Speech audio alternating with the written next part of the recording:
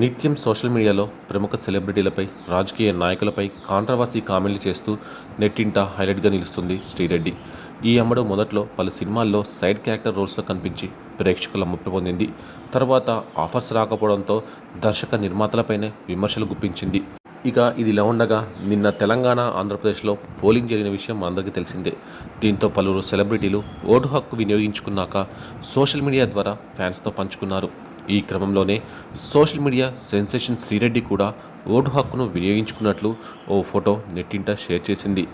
మనల్నెవడ్రా ఆపేది, నా ఓటు ఫ్యాన్కే వేశా, జై జగన్ అంటూ ఆ ఫోటోకి క్యాప్షన్ రాసుకొచ్చింది. అయితే పిక్లో శ్రీరెడ్డి శారీ కట్టుకొని నిండైన దుస్తుల్లో కనిపించడంతో సోషల్ మీడియా వేదికన పలువురు జనాలు శ్రీరెడ్డిపై పొగడ్తల వర్షం కురిపిస్తున్నారు. ఇంత అందంగా ఉన్నావేంటి శ్రీరెడ్డి, పెళ్లి కల వచ్చేసిందిగా, తొందరగా పెళ్లి చేసుకో అమ్మా, ఇవన్నీ నీకు ఎందుకు అంటూ కొందరు కామెంట్ చేస్తున్నారు.